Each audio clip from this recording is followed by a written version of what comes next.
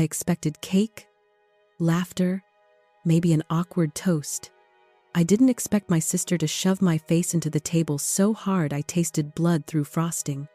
Everyone laughed, called it a joke, but the next morning, when the doctor stared at my X-ray and asked how long my sister had been hurting me, the story I'd been telling myself for 36 years collapsed. That was the day I stopped confusing family with safety and learned the difference could save my life.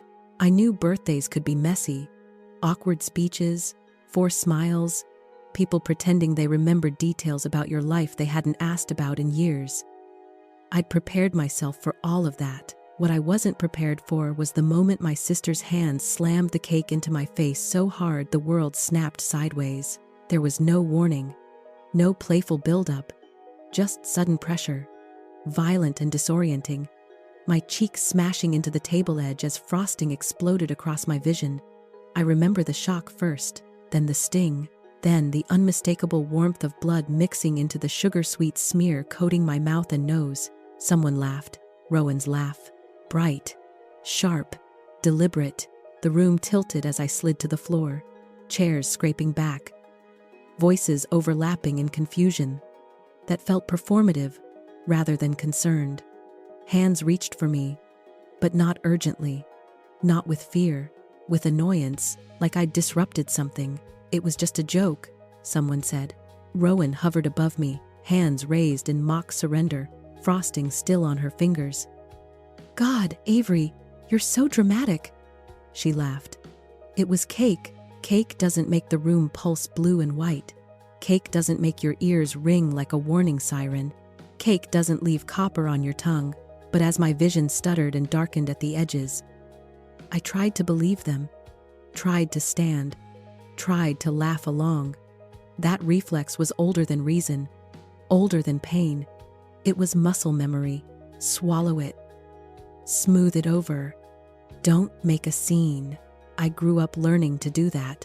In my family, peace wasn't something you felt. It was something you performed.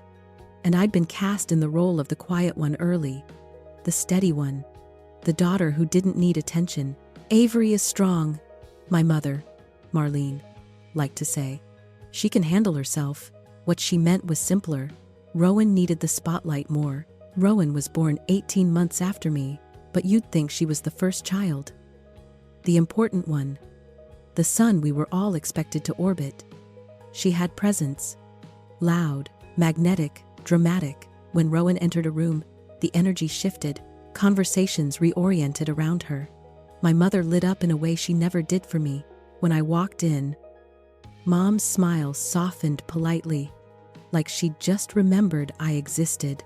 I learned early that Rowan's moods dictated the temperature of the house. If she was happy, everything flowed. If she was angry, everyone scrambled. And Marlene did whatever it took to keep Rowan smiling. And me? I fit myself into the cracks. I told myself the small things didn't matter. The way Rowan accidentally bumped me into the coffee table when we were 10. The way she whispered, "clumsy," after I tripped on the stairs in high school. The way she insisted on carrying my bags at family gatherings, only for the contents to spill mysteriously onto the ground. Mom always reacted the same way. Avery, don't be dramatic. Your sister loves you. So I stopped asking for help. I stopped trusting my instincts. I learned that pain was something you minimized if you wanted to belong. By adulthood, it felt normal, familiar. I built a life that revolved around independence because dependence had never been safe. I focused on work, moved into a small Seattle apartment, kept my distance when I could. But Rowan had a talent for staying in my orbit.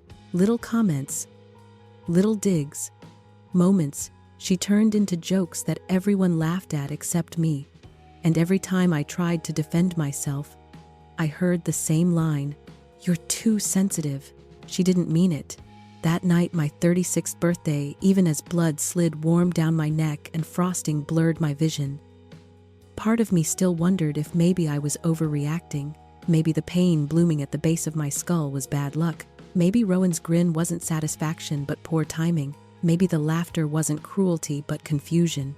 I replayed the moment over and over as I drove home, the steering wheel cold beneath my palms. I told myself it was just a joke, just Rowan being Rowan, just me misreading things again. But lying awake in the dark, head pounding, something felt different. An instinct I'd buried for years stirred in my chest. Quiet, insistent, this time is wrong. By morning, the headache had sharpened into something vicious. Each heartbeat felt like a hammer striking the back of my skull. Light fractured my vision. Nausea surged the moment I tried to sit up. I told myself I just needed rest. Water. Time. Then I touched the tender spot behind my ear. My fingers came away sticky with dried blood. That was the moment fear finally outran denial. I dressed slowly, gripping the wall when the room swayed. Driving to the ER felt reckless, but calling someone felt worse. I could already hear my mother's voice. "You don't need a doctor. You bruise easily. Stop making a scene." Rowan would laugh. Dismiss it. Shrink me back into place. So I went alone, and in that quiet decision, something inside me began to shift, though I wouldn't understand how much, until the doctor froze at my X-ray and asked me a question no sister should ever trigger. If this already feels uncomfortably familiar, type, "I see it" in the comments. By the time I reached the ER, my body had stopped pretending everything was fine. The adrenaline that carried me through the drive drained all at once, leaving me shaky, nauseous, and acutely aware of every sound and light. The automatic doors slid open with a hiss that made me flinch. Fluorescent lights stabbed at my eyes. I pressed my fingers to the side of my head, trying to steady the spin. The intake nurse noticed immediately. "Hey," she said gently, stepping closer. "Let's get you seated." Her calm voice cut through the noise in a way my family's never had. She asked me to rate my pain, asked what happened, asked when it happened. Each question felt heavier than the last, not because the answers were hard to give, but because saying them out loud made them real. "My sister shoved a cake into my face," I said. And even as I spoke the words, part of me wanted to laugh them away, to minimize, to explain how ridiculous it sounded. The nurse didn't laugh. She nodded, eyes narrowing slightly, and typed something into the computer. "Any loss of consciousness?" "I don't think so," I said. "Everything just tilted." She guided me into an exam room without hesitation. That alone should have told me something. ER staff don't rush for nothing. But I was still clinging to the idea that this was embarrassing, not dangerous. I changed into a paper gown with clumsy fingers. My hands trembled as I tied the strings. Sitting on the edge of the bed, I caught my reflection in the metal cabinet. Frosting crusted along my hairline. A faint purple shadow bloomed beneath my ear. I looked like someone who'd been in a fight and lost. Dr. Hanley knocked before entering. He was middle-aged, with tired eyes and a voice that carried authority without arrogance. He introduced himself, asked how I was feeling, then moved into a neurological exam with practiced ease. "Follow my finger," he said. I did. The room lagged behind my eyes. "Squeeze my hands." I squeezed. My left hand felt weaker than it should have. "Touch your nose." I missed it the first time. He didn't react outwardly, but I saw it in the way his jaw tightened, the way he straightened slightly. He asked me to smile. One side of my face felt slow to respond. "Let's get some imaging," he said. "Just to be safe." Safe. I hadn't realized how long it had been since that word felt applicable to my family. The imaging room was cold, sterile, humming with machinery that felt indifferent to human fear. I lay on the table staring at a ceiling tile with a hairline crack running through it, focusing on that imperfection to keep myself grounded. As the machine whirred around my head, memories surfaced uninvited. Rowan's grin, the laughter at the table, the familiar internal question, "Why does this keep happening around her?" I pushed it away. Old reflex. When Dr. Hanley returned, he didn't stand this time. He pulled up a stool and rolled it closer to the bed.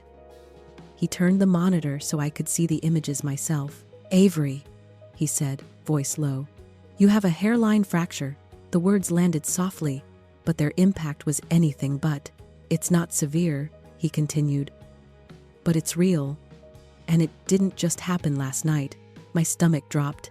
What do you mean? I asked. He clicked to another image. This rib here shows signs of an older fracture. Based on the healing pattern, it likely occurred about 3 years ago. 3 years. The staircase. Rowan behind me, her arms around me afterward, whispering, You're so dramatic. You just slipped. My breath thinned. The edges of the exam table dug into my palms, as if anchoring me to the present. Doctor, Hanley watched me carefully, like someone gauging whether a patient was about to faint or finally understand something they'd been avoiding. Then he picked up the wall-mounted phone. I need to report this, he said. It's required. Required. Not optional. Not exaggerated. Not a misunderstanding. When he hung up, he met my eyes. Avery, he said quietly. Someone did this to you. The sentence echoed in my head louder than the machine's. Louder than my own heartbeat. Someone did this to you. Not clumsiness. Not bad luck. Not sensitivity. For the first time, the story I'd been telling myself for decades cracked. A soft knock came at the door before a woman stepped in. She introduced herself as Detective Carver. Her presence was steady, unhurried. She pulled a chair close and sat at eye level.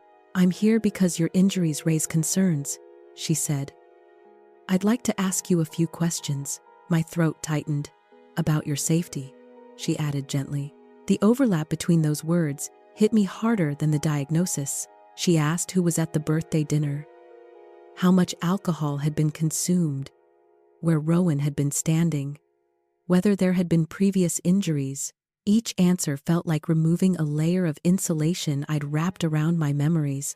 Then she asked, Has anyone ever discouraged you from seeking medical care after an accident? The room went very still.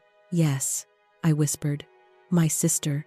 Every time. Detective Carver wrote quietly, then looked up. Did you believe her reasons?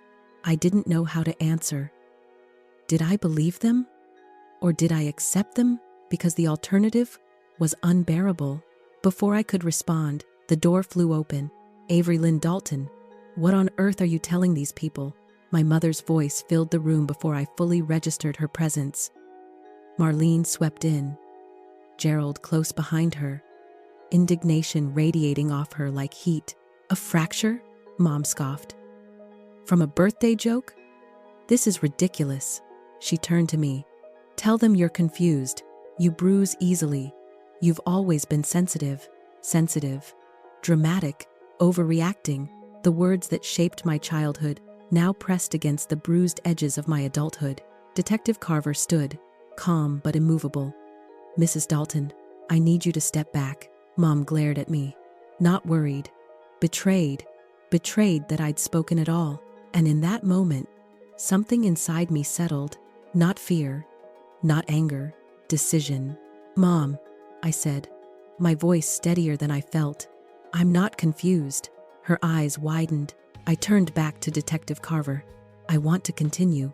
The room felt lighter when my parents were asked to step outside.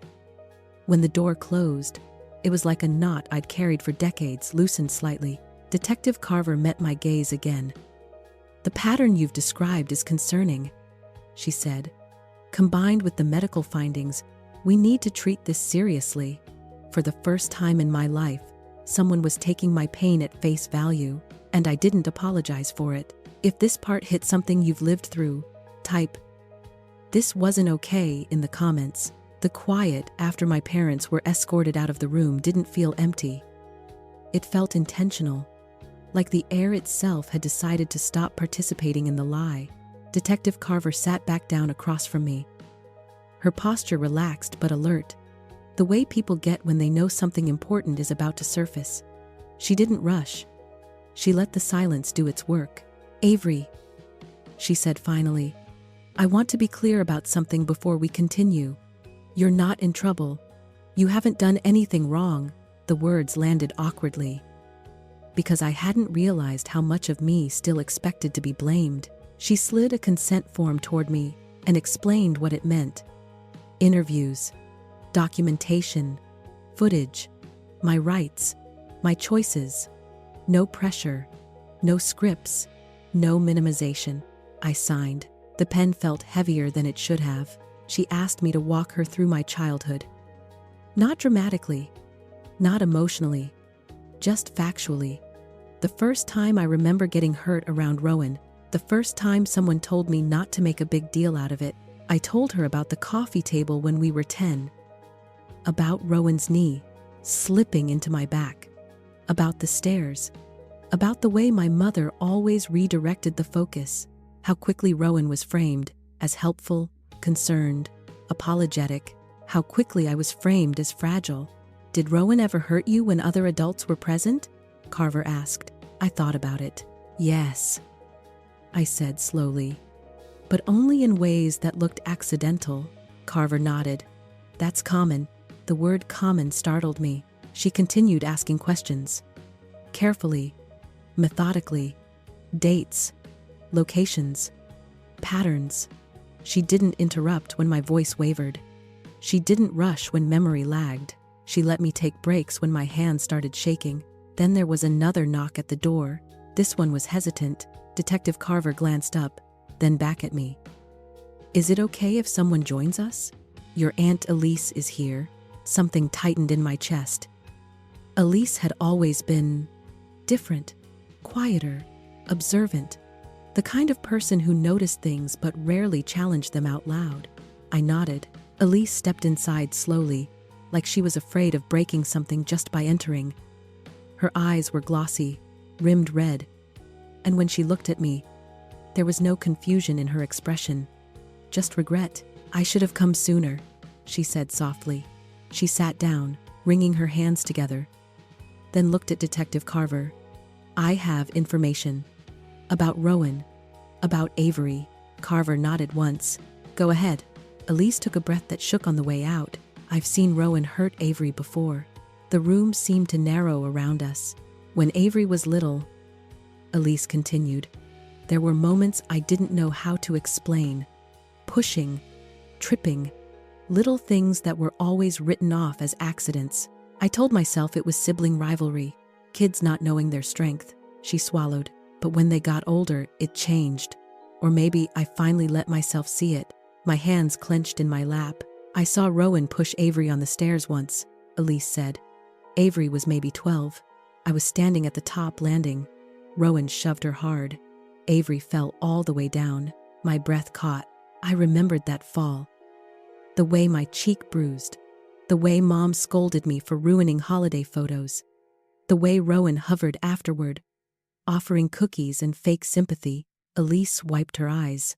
And 3 years ago, she went on, after Eleanor's funeral, I overheard something. The Victorian house. My inheritance. Rowan's jaw tightening when she realized it hadn't gone to her. I heard Rowan on the phone, Elise said. She said accidents happen. She said if Avery were less competent, she'd be the one managing everything. Detective Carver stopped writing. Elise's voice dropped to a whisper. I was scared of Marlene. I didn't want to be cut out.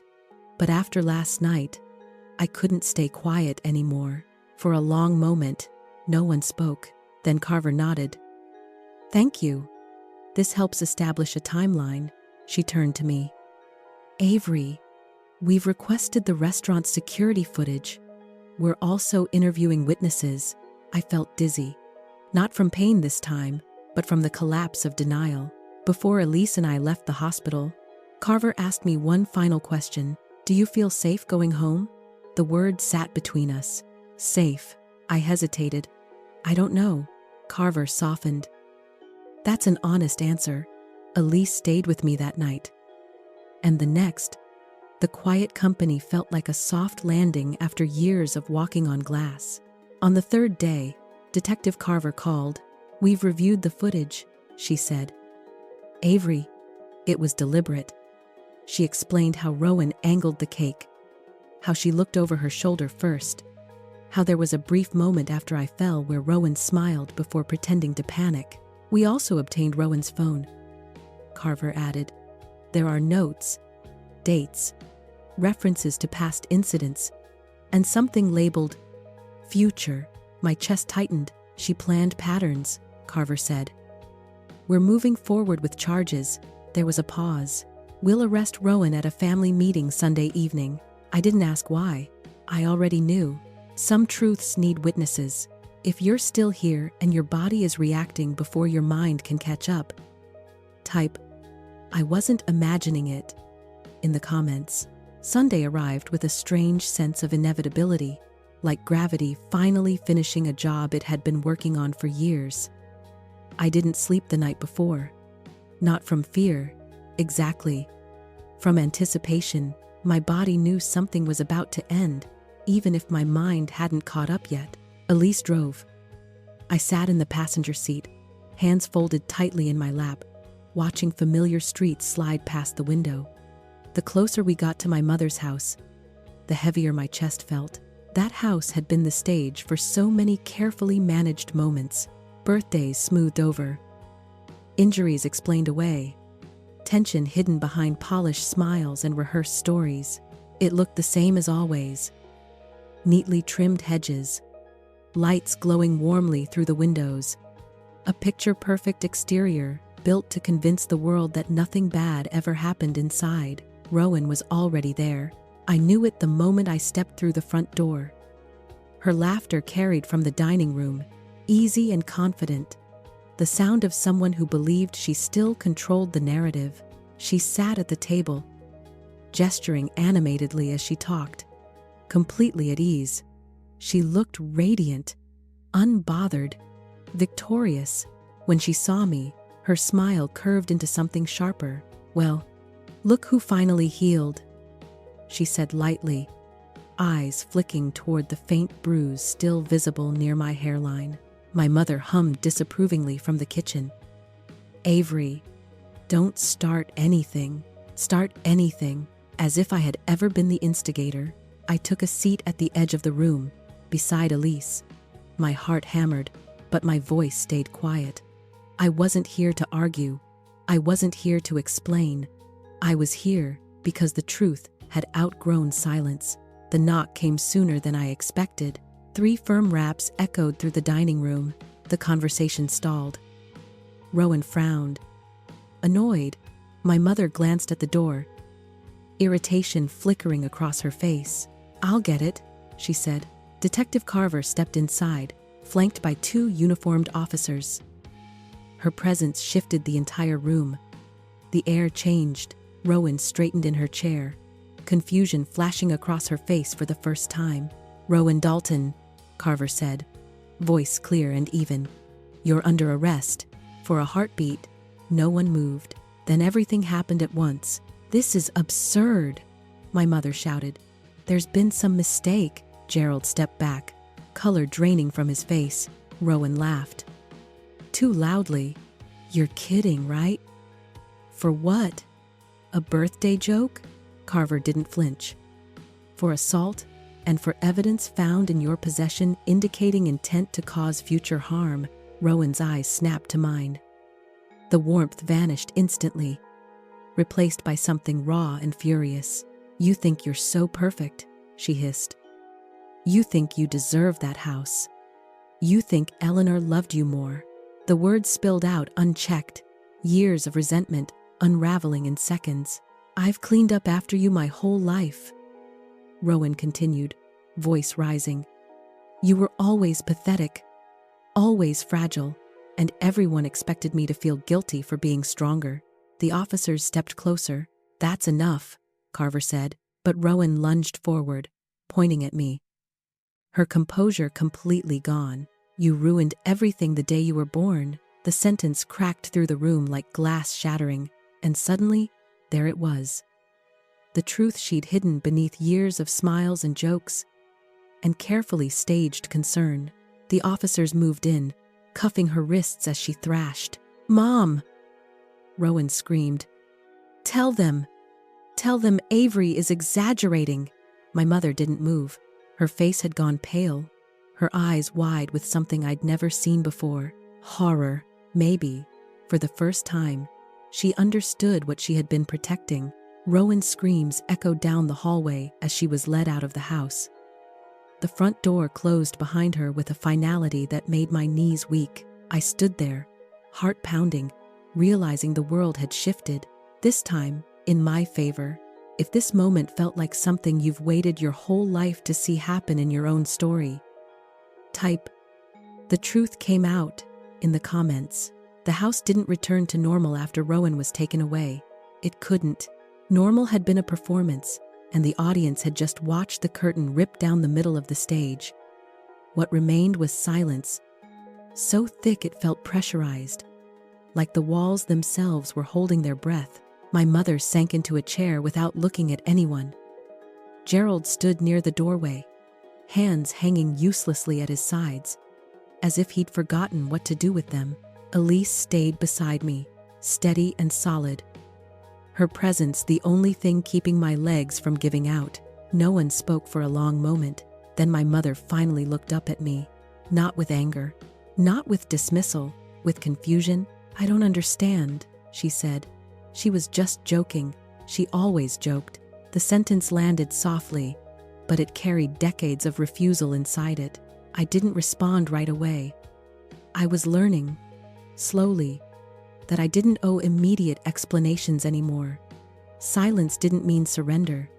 Sometimes it meant truth needed space to settle. Detective Carver remained in the room a few minutes longer, gathering final statements, answering procedural questions. She explained what would happen next in calm, clear steps. Charges, evidence review, protective orders, therapy mandates, no dramatics, no threats, just process. Justice, I realized, isn't loud when it's doing its job correctly. When the officers finally left, Elise suggested we go. I nodded. Staying felt unnecessary. There was nothing left to defend, nothing left to clarify. The story had spoken for itself. As we walked to the car, my mother called my name, "Avery." I stopped but didn't turn around. "I didn't know," she said quickly, like the words might disappear if she didn't say them fast enough. "I would never have let this happen if I knew." That sentence was supposed to fix something. I could tell by the way she said it. It was her offering, her attempt to reclaim moral ground without fully stepping into accountability. I turned then. "You knew enough," I said. My voice didn't shake. "You just didn't want to see it." Her mouth opened, closed. She had no response for that. Elise drove us home in silence. I stared out the window as the city lights blurred past, my body slowly releasing tension it had carried for years. I didn't feel triumphant. I felt emptied, like something toxic had finally drained out, leaving room behind. The next few days unfolded in fragments: phone calls from Detective Carver, emails from the district attorney's office, paperwork that felt surreal in its formality, words like intent, pattern, corroboration. Elise stayed with me. She cooked when I forgot to eat, sat with me when the memories came in waves. She didn't push me to talk. She didn't try to reframe things. She just stayed. That mattered more than she knew. On the third day, the official charges were filed. Assault, endangerment, evidence of premeditation. The words looked stark on the page. Indisputable, heavy. Rowan accepted a plea arrangement within weeks. Supervised probation, mandatory therapy, a long-term order barring her from coming near me. It wasn't dramatic. It was decisive. When the judge read the conditions aloud, Rowan stared straight ahead, jaw tight, refusing to look at me. She never apologized. I didn't expect her to. The real shift happened afterward, in the quiet. My mother barely spoke during the proceedings. When evidence was read aloud, the footage, the notes, the old injuries, something in her seemed to fold inward. She didn't argue. She didn't interrupt. She just listened. One afternoon, she called me. "I started therapy," she said. "For myself." I didn't know what to say, not because I didn't care, but because this wasn't my responsibility to respond correctly anymore. "I hope it helps," I said. It was the only honest answer I had. I returned to the Victorian house a week later. Walking through its rooms felt different now, less haunted, less heavy. I opened windows, let air move through spaces that had held too much silence. Restoring it became an act of reclamation. Each room I repaired felt like rewriting a memory. Each wall repainted felt like choosing what stayed and what didn't. I stopped flinching at sudden noises, stopped bracing when someone laughed too loudly behind me. My body was learning a new baseline, safety. It didn't feel euphoric. It felt steady, and steady was everything. If you're still watching and you've ever wondered what happens after the truth finally breaks the surface, type, "This is the part they don't show" in the comments. Healing didn't arrive the way I'd imagined it would. There was no rush of relief, no sudden sense of victory. Instead, it crept in sideways, disguised as exhaustion. The kind that settles deep into your bones once your body realizes it no longer has to stay alert. For the first week after everything went quiet, I slept more than I had in years. Not the restless, half-awake sleep I was used to, but something heavier, deeper. I'd wake up disoriented, unsure what day it was, my mind scrambling for the familiar panic that usually greeted me in the mornings. When it didn't arrive, I lay there confused, almost suspicious of the calm. I realized then how long I'd been living in survival mode. My therapist explained it in practical terms. Hypervigilance, conditioned responses, a nervous system trained to anticipate harm because harm had always been unpredictable. Once the threat was removed, the system didn't celebrate. It crashed. That explanation didn't make the exhaustion disappear, but it helped me stop judging it. I started therapy not because anyone told me I should, but because I finally felt safe enough to look backward without being pulled under. My therapist didn't ask me to relive every incident. She asked me to notice patterns, where I'd learned to doubt myself, where I'd learned to apologize preemptively, where I'd learned to confuse love with tolerance. We talked about birthdays, about jokes, about how humiliation can be weaponized when it's framed as humor. How laughter from bystanders doesn't neutralize harm, it amplifies it. That hit harder than anything else. For years, I'd believed the crowd. Believed that if everyone laughed, the problem must be me. Sitting in that office, saying the words out loud, I felt the absurdity of it. Violence doesn't stop being violence because someone smiles afterward. Outside therapy, life kept moving, but differently. Friends checked in more often, not with curiosity, but care. The kind that didn't pry, the kind that didn't demand updates or explanations. They simply showed up, brought food, sat with me, let silence exist without trying to fill it. I learned something important during that time. Healing isn't about constantly talking through trauma. Sometimes it's about living normally long enough to teach your body that normal is allowed. I started walking in the mornings, same route every day. Past the row of maple trees, down toward the water, back before the city fully woke up. The repetition grounded me. Each step felt like reclaiming space that had always been there but never felt safe to inhabit. One morning, I noticed something strange. I wasn't scanning faces anymore. I wasn't bracing when footsteps approached from behind. I wasn't rehearsing explanations in my head for hypothetical confrontations that never came. The absence of fear was subtle, but undeniable. My mother called less often. When she did, the conversations were different, careful, measured. She didn't minimize anymore. She didn't rush to reinterpret events. She asked questions she'd never asked before, not to defend herself, but to understand. I didn't rush her. Understanding isn't owed on a deadline. The Victorian house transformed slowly. I worked room by room, choosing colors deliberately. Softer lighting, fewer mirrors. I wanted spaces that felt honest, not performative, places that didn't ask me to be smaller. As I worked, memories surfaced, but they didn't overwhelm me the way they used to. They felt like archived files, not active threats. I could acknowledge them without reliving them. One afternoon, While sanding a window frame, it hit me. I wasn't angry anymore, not numb, not detached, just finished. That realization scared me more than the anger ever had. Anger had been familiar, useful. It had kept me alert. Without it, I wondered who I was. The answer came slowly. I was someone who didn't need chaos to feel real. I was someone who didn't mistake intensity for connection. I was someone who could choose peace without guilt. The justice process continued quietly in the background. Check-ins, documentation, therapy reports. No surprises, no drama. Rowan complied because compliance was easier than resistance under supervision. I didn't track her progress. I didn't need to. Healing didn't require her participation. One evening, Elise asked me if I ever thought about forgiveness. I considered the question carefully. I think forgiveness gets misunderstood, I said. It's not reconciliation. It's not pretending it didn't happen. It's just deciding not to carry it anymore. She nodded. That felt right. I wasn't forgiving Rowan for her sake. I was releasing the version of myself that believed enduring harm was the cost of belonging. That version deserved rest.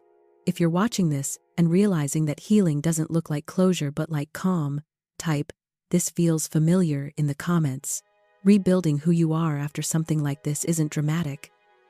There's no ceremony, no clear line between the old version of you and the new one.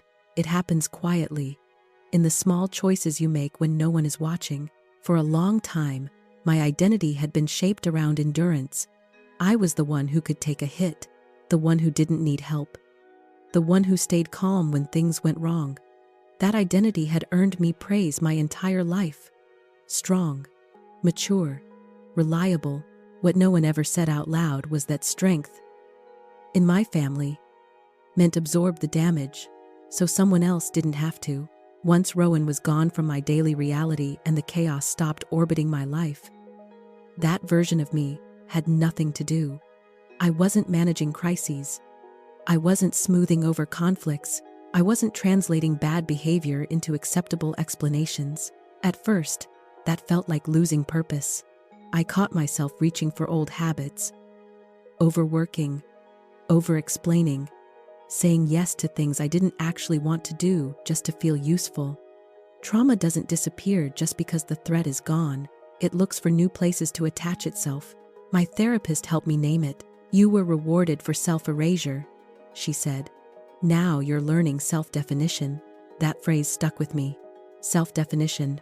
Who was I when I wasn't being compared to Rowan? When I wasn't being framed as the reasonable one by default? When I wasn't absorbing blame to keep peace? The answer didn't come all at once. It came in moments. The first time I said no to a social invitation without explaining why. The first time I let a conversation end without rescuing it. The first time I voiced disagreement without apologizing first. Each moment felt small. Each one rewired something. I noticed it most clearly in how my body responded. My shoulders didn't creep up toward my ears anymore when someone raised their voice. My stomach didn't knot when I disagreed. My heart rate stayed steady in situations that used to trigger a rush of adrenaline. That wasn't confidence. That was safety settling in. I started making decisions based on preference instead of obligation. I rearranged my schedule to leave space for nothing. I stopped filling silence with productivity. I let rest be neutral instead of something I had to earn. One afternoon, while sitting on the floor surrounded by paint samples for the Victorian house, I realized I was enjoying the process, not rushing to finish, not worrying about how it would look to others, just choosing what felt right. That was new. For years, my choices had been shaped by how they would be received. Would this upset Rowan? Would this create tension? Would this make me look difficult? Now, the question was simpler. Do I want this? The clarity was unsettling at first. When you've been conditioned to prioritize other people's comfort, your own desires can feel suspicious. Selfish, even. I had to relearn the difference. Selfishness takes at the expense of others. Boundaries protect without apology. I wasn't taking anything from anyone.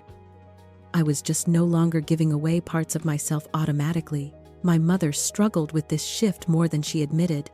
She was used to having access, used to my availability, used to my emotional labor. There were moments she pushed gently, then less gently, to see if the old pattern still worked. A sigh here, a comment there, a subtle reminder of family obligation. They didn't land, not because I was angry, because I was done negotiating my worth.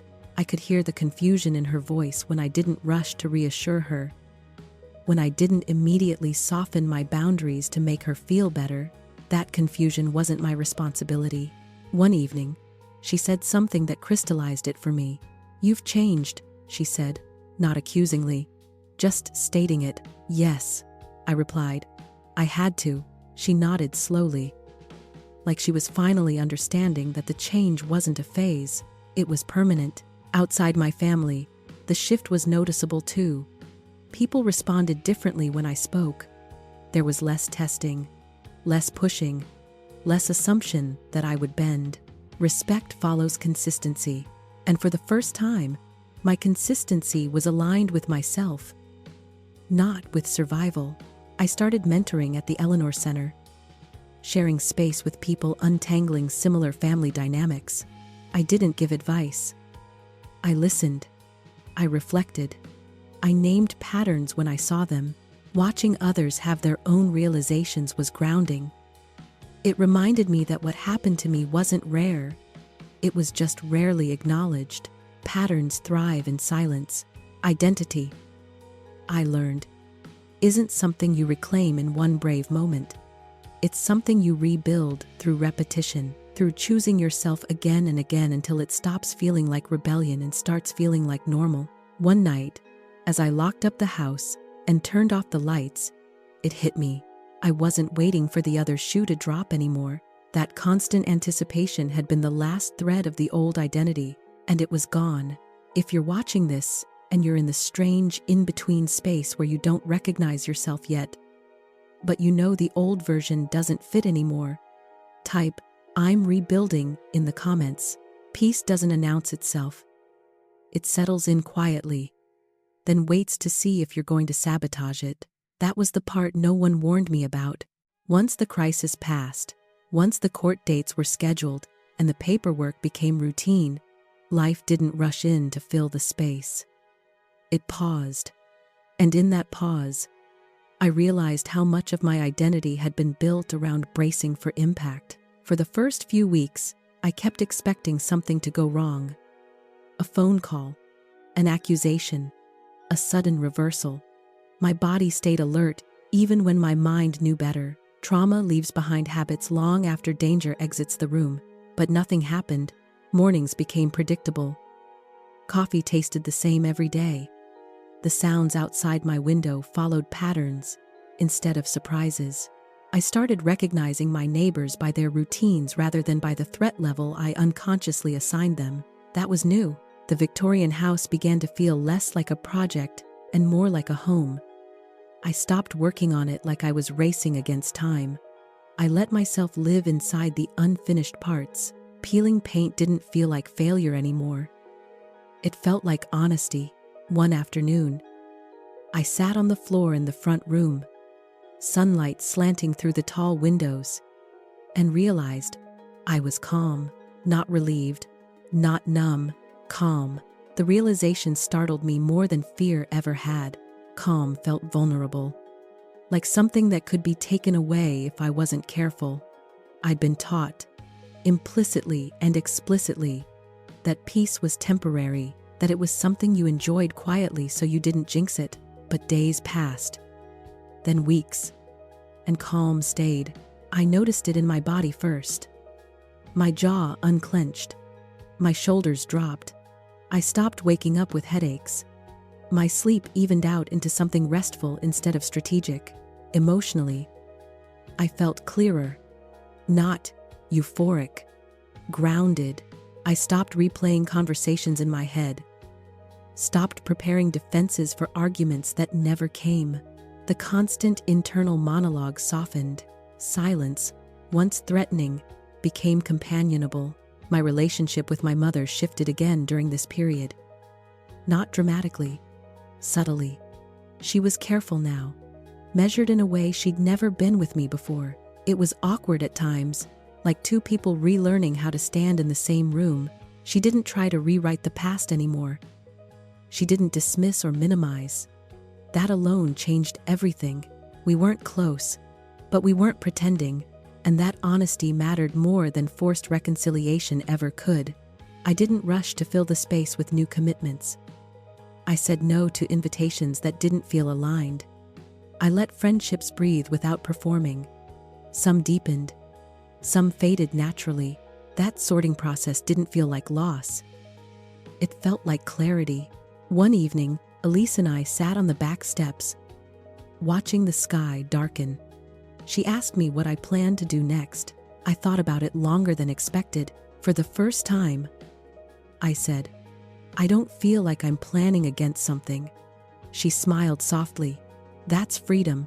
It was. Freedom wasn't excitement or possibility. It was the absence of dread. I started thinking about the future differently. Not in terms of escape or defense, but in terms of curiosity. What would I enjoy? What would feel meaningful? What would I like to build when no one was sabotaging me from the inside? Those questions didn't demand immediate answers. They waited patiently. At the Eleanor Center, I noticed the same thing in others. People didn't need advice as much as they needed permission to stop rushing, to stop proving, to stop justifying. Peace requires patience, and patience feels unfamiliar when you've grown up managing volatility. The routine of calm slowly retrained me. I learned that safety wasn't something I had to earn. It was something I was allowed to expect. That shift changed how I moved through the world. I walked slower, listened longer, reacted less. I didn't confuse intensity with importance anymore. One morning, while drinking coffee in the quiet kitchen, I realized something else had disappeared: fear of being misunderstood. For most of my life, being misunderstood felt dangerous, like it could cost me belonging, safety, or love. Now, it felt neutral. People would understand me or they wouldn't. Either way, I would be fine. That was the moment I knew peace had become routine, not something I was protecting, something I was living. If this part of the story feels unfamiliar but deeply appealing, type "I want this peace" in the comments. Justice took a long time to feel real, not because the outcome was unclear, but because my body didn't immediately recognize the absence of threat as resolution. For years, justice had meant survival, staying upright, staying quiet, staying unnoticed enough to avoid becoming a target. Now, justice looked different. It looked like routine court updates delivered without drama. It looked like Rowan complying with restrictions because she no longer had leverage. It looked like my name no longer being attached to chaos. The legal process moved steadily, predictably. No surprises, no last-minute twists. That predictability alone felt revolutionary. When the final paperwork was signed and the protective order became permanent, Detective Carver called me personally. "This part is finished," she said. "You're safe." I thanked her, hung up, and sat there waiting for something to happen. Nothing did. No rush, no catharsis, no flood of emotion, just quiet. It took me weeks to understand why that quiet felt unsettling. I had spent most of my life bracing for the next escalation. Justice, in my nervous system, had always been conditional, temporary, something that could be revoked. This time, it wasn't. That permanence took time to sink in. I started noticing small changes that marked the shift. I stopped checking locks twice. I stopped mapping exits when I entered a room. I stopped wondering how to phrase things so they wouldn't provoke someone else's anger. My mind had room for other things now: creative things, unnecessary things, joy, even. At the Victorian house, restoration slowed to a rhythm that felt intentional. I stopped working to prove something. I worked because I enjoyed the process, choosing fixtures, refinishing wood, letting imperfections stay when they told a better story than perfection ever could. One afternoon, while repainting a narrow hallway, I realized I wasn't trying to fix the house anymore.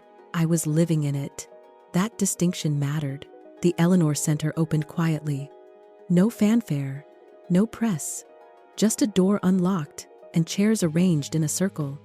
People came hesitantly at first, then more steadily. Stories unfolded not as performances, but as shared recognition. I listened more than I spoke. When I did speak, it wasn't to instruct. It was to validate. You're not crazy. This wasn't your fault. It makes sense that your body reacted that way. Those sentences, spoken calmly, changed rooms. Justice, I learned, isn't just about consequences for the person who caused harm. It's about restoring reality for the person who lived inside distortion. For years, my reality had been bent, rewritten, minimized, labeled as exaggeration. Seeing it clearly again felt like standing upright after years of crouching. One night, Elise asked me if I felt vindicated. I thought about it carefully. No, I said. I feel aligned. Vindication depends on other people's recognition. Alignment comes from internal coherence. I wasn't waiting for my family to understand anymore. I wasn't waiting for Rowan to express remorse. I wasn't waiting for my mother to articulate regret in the perfect way. Those things were outside my control. What was inside my control was how I lived now. I noticed that the story no longer needed retelling in my head. I didn't rehearse explanations. I didn't revisit conversations. The narrative had settled into something factual, not emotional. That's when I knew justice had done its work, not because Rowan was punished, but because I was free. Free from doubt, free from self-blame, free from the need to prove that what happened was real. The cycle had ended quietly, exactly where it should have. If you're still here, still listening, and something in your body feels calmer than it did at the beginning of this story, type, "I feel it" in the comments.